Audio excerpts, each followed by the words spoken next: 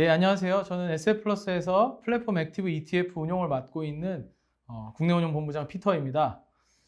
예, 오늘은 이제 저희가 항상 말씀드려왔던 것처럼 운용에 대해서 좀 더 소통을 하면서 운용하기 위해서 월간 운용 보고의 영상을 좀 찍도록 하겠습니다. 그래서 지난 2021년 12월에 대한 저희 운용 성과 보고라고 보시면 좋을 것 같고요. 저희가 좀 새로운 형태로 컨텐츠를 준비했는데 여러분들도 저희와 함께 이제 동참을 하시면서 좀 어떤 방향으로 운용을 하고 있는지, 우리가 인내할 수 있는 부분이 어떤 것인지, 혹은 공부해 보면 좋은 것이 어떤 것인지 한번 같이 고민해 보면 좋을 것 같습니다. 예, 우선은 11월 16일에 저희 액티브 ETF가 상장을 했기 때문에 그때 이후로 지금까지의 성과에 대해서 한 40여일간 정도의 성과를 말씀드리려고 합니다. 앞으로는 월간 단위로 말씀을 드리겠지만 지금 이제 첫 달이니만큼 한 40일 정도의 설정 이후의 기간을 말씀드리는 거니까 참조해 주시면 좋을 것 같고요. 예, 설정일 이후에 대략적으로 한 2% 정도의 조정이 있었습니다. 물론 이제 1월 초에 들어와서 국내 시장 조정이 굉장히 큰 폭으로 나타나면서 조금 더 조정이 있었지만 지난 12월 말을 기준으로는 마이너스 한 2% 정도의 조정이 있었다라고 보시면 좋을 것 같습니다. 예, 저희 투자 종목 정보는 항상 이렇게 클리어하게 명백하게 좀 이렇게 공개가 되어 있고요. 저희 홈페이지를 통해서도 보실 수 있고 각종 HTS를 통해서도 확인이 가능하신 걸로 알고 있고요. 여러 가지 경로를 통해서 확인이 가능하시니까요. 저희가 어떠한 종목에 투자를 하고 있고 비중이 어떻게 바뀌고 있고 어떤 투자 포인트를 가지고 있는지 좀 한 번씩 다들 같이 동행해 주시면 좋을 것 같습니다. 일단은 제가 아까 성과의 부분에서 말씀을 드리면서 좀 시장 상황에 대해서도 좀 간단하게만 말씀을 드리겠습니다. 일단은 11월 중순 이후에 급속도로 좀 오미크론 변이라는 게 확산이 되었죠. 이 구간에서 시장 조정이 발생했던 부분들이 먼저 첫 번째로 있었습니다. 그래서 이러한 조정 구간이 발생을 하면서 그 이후에 또 12월 중순 이후에는 이제 그 페드에서, 그러니까 미국의 페드에서 FOMC 회의가 진행이 됐고요. 금리 인상의 시기가 좀 더 당겨질 수 있다. 거기에 이제 긴축 정책의 속도가 좀 빨라질 수 있다는 전망이 일어나면서 성장주 중심으로 미국 시장에서 특히나 조정이 큰 폭으로 나타났고요. 사실 국내 시장 같은 경우에는 지난 이제 2021년 7월에 고점을 3,300의 고점을 만들어낸 이후에 계속적으로 하락을 해서 한 3,000선에서 계속 움직여 왔기 때문에 이미 어느 정도 상단 기준으로 한 10% 정도의 조정을 받은 상황이어가지고 그 이후에 조정이 그렇게 가파르진 않았지만 역시나 조정은 좀 동참하면서 나타나는 모습이 있었고요. 저희 펀드 또한 이제 성장주 중심으로, 성장주라는 게 플랫폼 기업들이 저희가 대부분 다 성장 가치가 좀 더 큰 기업들이기 때문에 성장주 중심으로 포트폴리오 구축되었던 것들이 부정적인 영향이 나타나면서 좀 부정적인 성과가 나타났다라고 보시면 좋을 것 같습니다. 이제 다만 이 11월 중순의 기간부터 1월까지, 그러니까 지금 현재까지 이어지는 기간을 보시면요. 대략 한 이 2달 정도의 기간 동안 기업 이익이라는 굉장히 중요한 시그널이 시장에 제공된 적이 없습니다.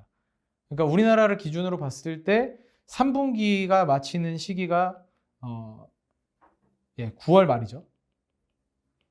그 다음에 분기의 사업보고서를 발표하는 것은 45일 내에 발표를 해야 되기 때문에 11월 15일까지 발표를 하도록 되어 있습니다. 그럼 저희가 출시하기 직전에 실적들이 다 나왔다는 얘기겠죠? 3분기에 대한 실적이 나왔습니다.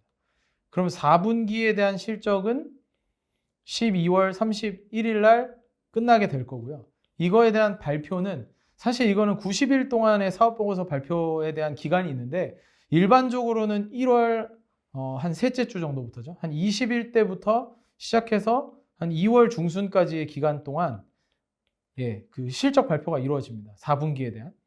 거기에 더해서 1년이 끝났기 때문에 다음 해 2022년에 대한 어떤 사업 계획이라든지 뭐 가이던스라든지 이런 것들이 제공되게 되거든요.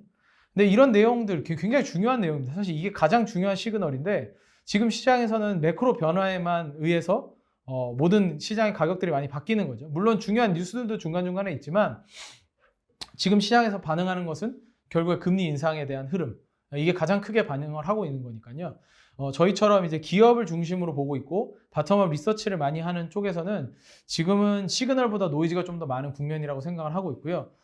그렇기 때문에 앞으로 이루어질 실적 발표의 기간까지 굉장히 중요하게 생각을 하고 있다라고 보시면 좋을 것 같습니다. 예, 저희 성과 요인을 먼저 말씀을 드리겠습니다. 일단은 상위 종목과 하위 종목으로 나누어서 보시면 좋을 것 같은데요. 상위 종목으로는 저희가 이제 그 출시 초기부터 조금 얘기가 되었던 부분들인데 중소형주 중심으로 편입해놨던 종목들, 편입 비중이 좀 높았던 종목들이 긍정적으로 기여를 했고요. 이러한 종목들이 사실 아직은 뭐 실적이 제대로 나왔거나 한다기보다 앞으로의 성장 가능성을 계속 보고 있는 건데, 예, 그럼에도 불구하고 시장에서 좀 더 평가의 가치가 높아지면서 긍정적으로 기여한 부분이 있습니다. 뭐 이지케어텍 같은 경우는 중소병원향으로 클라우드 기반 의료 정보 시스템을 확대를 계속하고 있고요. 이러한 것들이 확대되면 이제 어떤 소프트웨어를 개발하기 위해서 고정비가 들어가잖아요. 근데 이러한 고정비는 보통은 다 인건비겠죠. 뭐 한 100명 정도의 인원을 개발하는 데 썼다. 그럼 이들의 인건비를 뭐 연봉이 한 1.5억을 주는 굉장히 고부가 인력들이라고 친다면 150억 정도의 비용일 텐데요. 이 이후에 발생되게 되는 세일즈, 매출에 대해서는 이 고정비만 제하고 나면 전부 다 OP로 남게 되는, 영업이익으로 남게 되는 그런 구조겠죠. 그러니까 저희가 생각하기에는 이런 이지케어텍이나 엠로 같은 소프트웨어를 개발하는 기업들은 고정비가 어느 정도 커버가 되고 나면 그 이후의 구간에서 이익이 굉장히 급증을 하는 레버리지 구간이 나타날 수 있기 때문에 이런 기업들은 플랫폼 액티브 ETF에서 굉장히 주목하는, 이러한 기업들을 저희가 얘기를 할 때 소프트웨어 as a service라고 해서 SaaS 기업이라고 얘기를 하죠. 이제 이런 기업들은 레버리지가 굉장히 크게 날 수 있는 거죠. 그 영업이익이 급증할 수 있는 그런 기업들이기 때문에 글로벌이나 코리아나 다 이런 소프트웨어 기업들을 굉장히 주목을 하고 있다라고 보시면 좋을 것 같고요. 그다음에 이제 현대 이지웰 같은 이제 기업 복지 외부 위탁 추세가 계속 가속화되면서 이제 대기업에 계신 분들은 많이 아는 이제 플랫폼일 텐데, 이런 플랫폼 기업들의 지배력도 좀 늘어날 거라고 저는 생각을 하고 있는데 성과 기여가 긍정적인 부분이 있었습니다. 예, 그리고 하위 종목 같은 경우에는 뭐 저희가 비중을 좀 많이 하고 있는 카카오나 하이브 같은 기업들이 아까 말씀드렸던 것처럼 금리 상승기에서 고밸류를 받고 있는 기업들이죠. 그러니까 PER이 좀 높은 고퍼주라고들 보통 얘기를 하는데, 이런 기업들이 금리가 높아지게 되면 결국에는 미래의 가치를 현재로 가져오게 되는 할인율이 높아지게 되는 거죠. 그러면서 자연스럽게 PER이 떨어지게 되는, 그러니까 전체 PER이라고 볼 수 있어요. 어떤 특정 기업의 PER보다 전체 시장의 PER이 낮아지는 거라고 보시면 될 것 같고요. 보통 저희가 밸류에이션 할 때도 시장의 PER이 얼마다 라고 한다면 거기에 대해서 특정 기업을 프리미엄을 얼마나 줄 거냐 이런 식으로 하기 때문에 변수들 중에서 이 앞에 있는 변수가 변하게 되면 자연스럽게 전체적인 시장의 변화가 일어날 수밖에 없겠다라고 말씀드릴 수 있을 것 같고요. 물론 이제 펀더멘탈하게도 기업 이익에 대한 불확실성을 얘기하는 지금 상황도 있습니다. 하지만 초반에 설명드렸던 것처럼 결국에는 2월 초에 나오게 되는 이들의 실적이 실제로 나오기 전까지는 뭐 그런 예상으로 뭐 굉장히 드라마틱한 변화를 가져가는 것은 뭐 저희가 시그널을 올바르게 판단하는 건 아니라고 생각을 하기 때문에 그때까지의 기간이 좀 필요하다라고 말씀드릴 수 있을 것 같고요. 예, 그 다음에 그 외에도 비중을 좀 많이 차지하고 있는 네이버나 미래에셋증권 같은 경우가 좀 성과 기여에서 부정적인 영향을 끼쳤고, 코스맥스 같은 경우는 기업 자체는 굉장히 저평가되고 있는데 최근에 이제 이슈가 많이 되고 있는 게 물적 분할에 관련된 이슈죠. 결국에 어떤 회사를 투자를 할 때 그 회사 안에서 핵심 사업부, 그러니까 보통은 성장 사업부라고 하는 그 사업부를 바라보고 투자를 했는데 이거를 물적 분할을 해서 기존 주주들은 그 이익을 100% 다 보지 못하고 이 기업을 분할해서 상장을 하면서 대주주만 좀 많이 취하게 되는 그런 구조, 이런 구조에 대해서 LG화학 이후에 굉장히 많이 좀 대두가 되고 있는데, 코스맥스 같은 경우도 이제 코스맥스 이스트라는 중국에서 사업을 하고 있는 가장 성장성이 좋고 사업 외형이 확대가 잘 되고 있는 기업을 물적 분할해가지고, 그러니까 물적 분할은 이미 되어 있고요. 이 기업을 상장하겠다라고 하고 있어가지고 기업 가치 희석에 대한 이슈가 좀 있는데 여전히 저평가되어 있기 때문에 저희가 이제 성과 기여도에서는 부정적이었지만 계속 저희가 포함을 하고 있고, 저희는 이 기업을 이제 화장품 ODM 기업으로서 플랫폼 기업, 아이디어를 가지고 가면 화장품의 브랜드를 만들어주는 ODM 기업으로 판단을 하고 있기 때문에 플랫폼 기업으로 판단하고 편입을 하고 있습니다.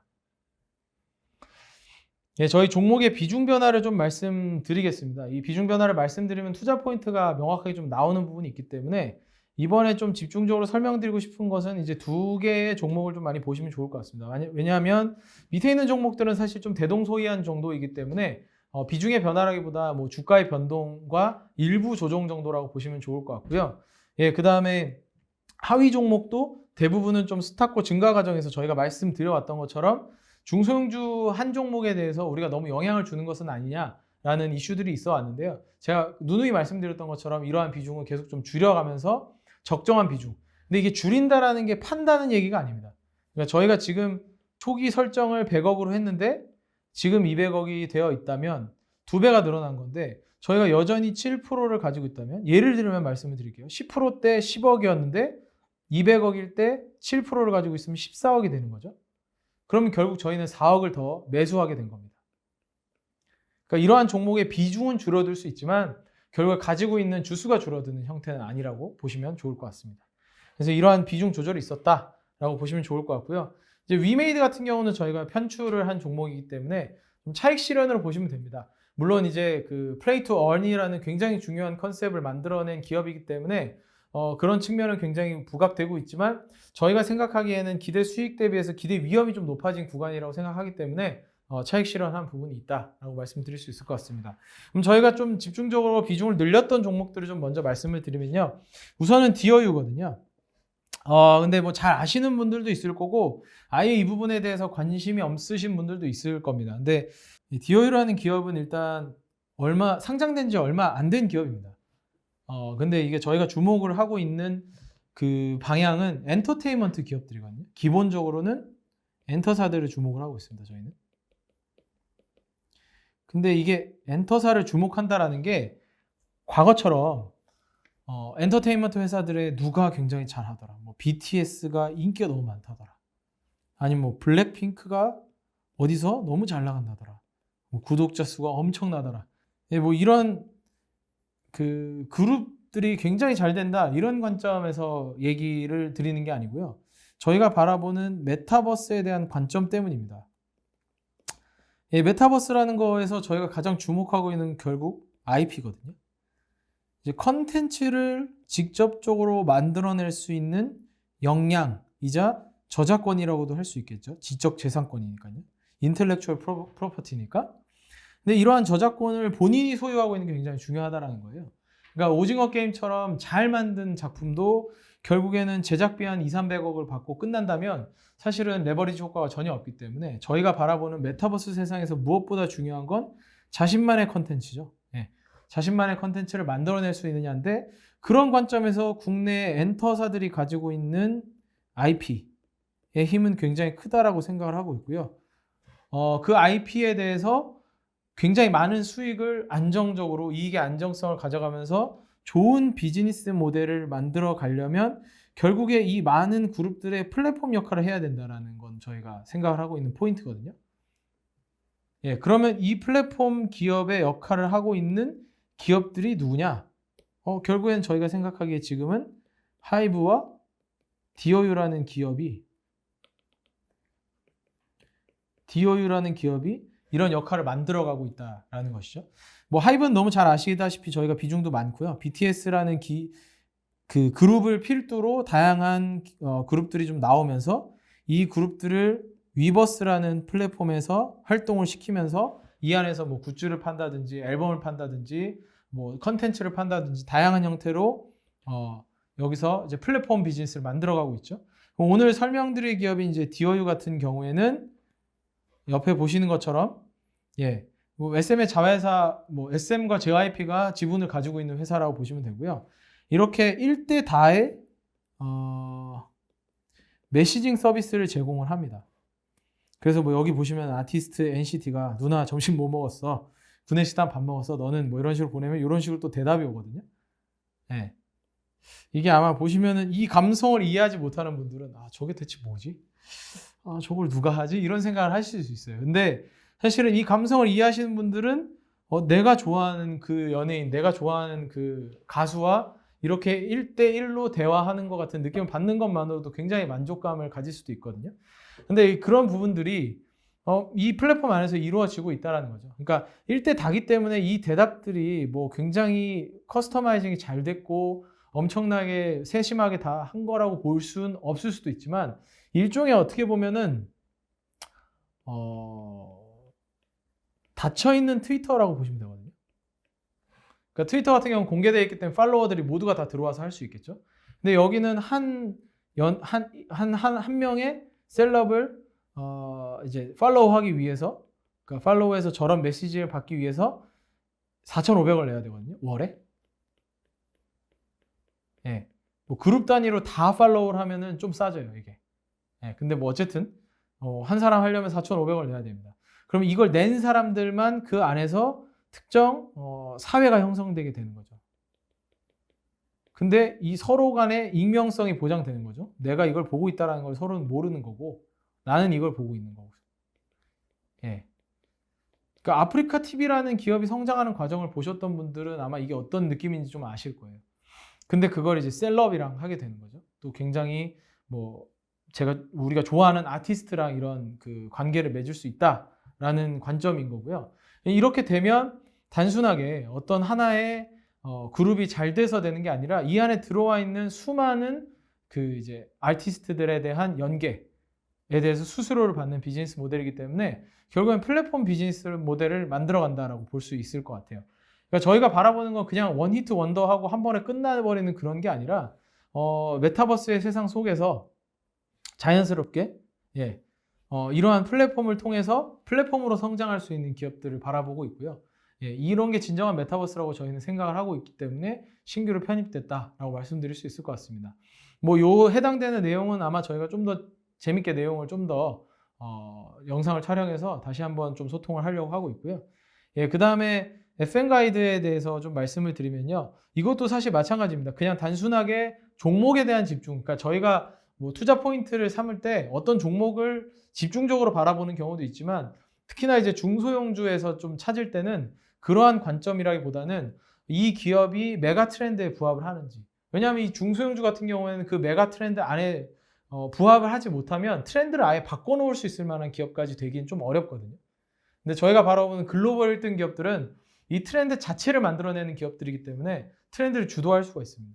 그래서 FN가이드 같은 기업은 그 트렌드 속에 있다라고 보시면 좋을 것 같고요. 국내 금융정보 서비스 부문에서 1등을 하고 있는 기업이라고 보시면 좋을 것 같고 아마 투자를 하시는 분들 중에서 애널리스트 레포트를 한꺼번에 볼 수 있는 플랫폼에 들어가서 보시는 분들은 어떤 서비스인지 아실 거예요. FN가이드와 FN가이드 레포트 서비스가 있고요.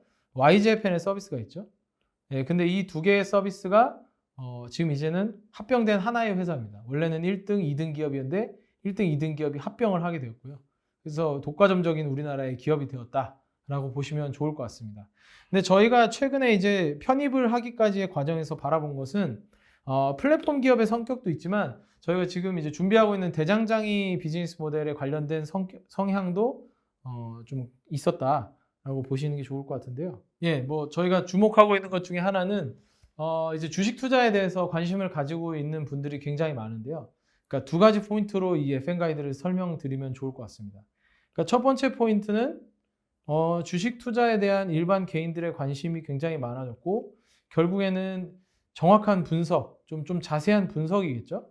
분석에 대한 정보를 받고자 하는 니즈가 많아지면서 기존에는 뭐 자산운용사라든지 저희 같은 자산운용사라든지 증권사 대상으로만 제공하던 레포트 제공 서비스가 B2B에서 B2C로 퀀티티가 확장될 수 있다는 측면이 첫 번째일 거고요.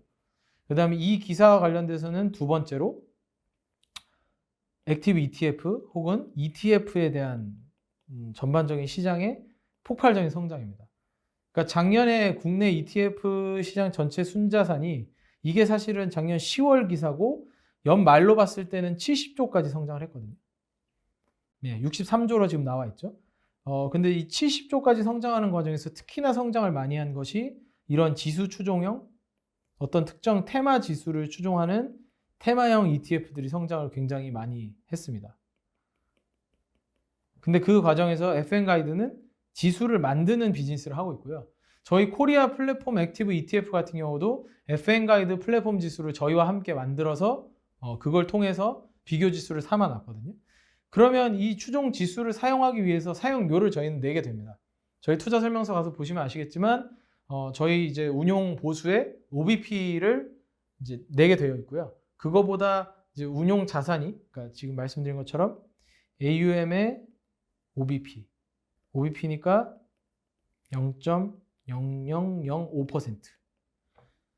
예, 뭐 이게 얼마나 큰 돈이겠냐 하시겠지만 계산해 보면 생각보다 꽤 큰 돈이 될 수 있습니다. AUM에 OBP를 내는 걸 하고 있거나 이거 아니면 이거보다 금액이 적을 경우에는 특정 금액을 내는 그런 계약 구조가 되어 있고요. 그렇기 때문에 저희가 지수 사용료로 이렇게 내야 되는데 이러한 ETF, 지수 추종 ETF의 순자산이 지금 12조인데 연말 기준으로는 아마 제가 알기로는 14조 이상 넘겼을 것으로 저희가 보고 있는데요. 그렇게 된다면 이 시장이 여전히 계속 성장할 거라면 이 지수 쪽에서도 나오는 수익이 굉장히 커질 수 있다라는 것이죠. 이게 앞으로 얼마나 성장할지는 사실 추정하기 좀 어려운 영역이 있습니다.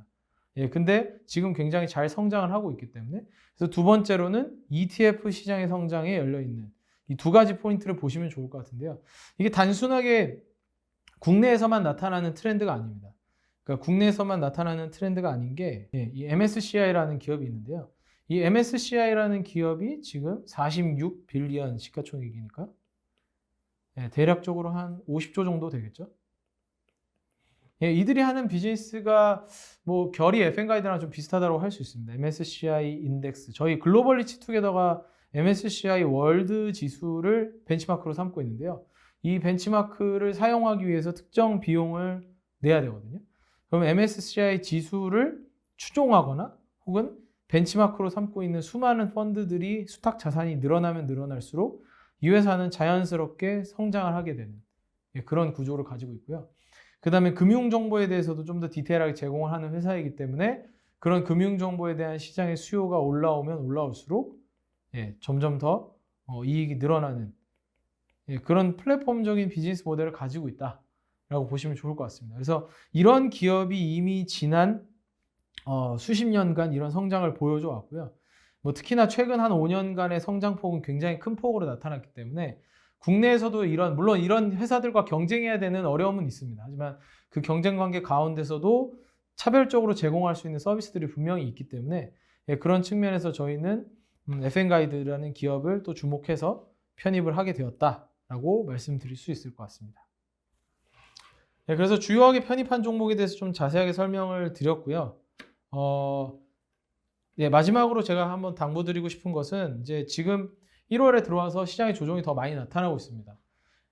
근데 저희와 함께 해주신 고객 여러분들이 좀 상처를 받는 게 저희도 굉장히 좀 안타까운 상황이고요. 사실 저희 임직원분들이 또 투자를 더 뭐 많은 비중을 하셨던 것도 사실이기 때문에, 그러니까 뭐 물론 이제 전체 자산에서 많은 비중이라기보다는 개개인별로 굉장히 기대감을 가지고 많이들 투자를 하셨기 때문에 저희 회사 안에서도 굉장히 좀 죄송한 마음이 있는데요.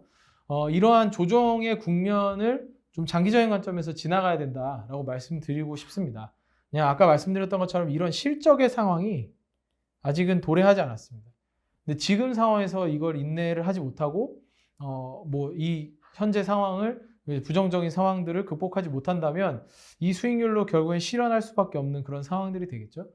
근데 그런 상황보다는 저희가 1월 중순부터 진행되는 이런 실적 발표의 기간을 통해서 좋은 종목을 선별하고 그 좋은 종목들을 통해서 이제 새로운 좀 또 다른 레벨로 이 펀드가 수익이 성장할 수 있게끔 최선을 다하려고 하니까요.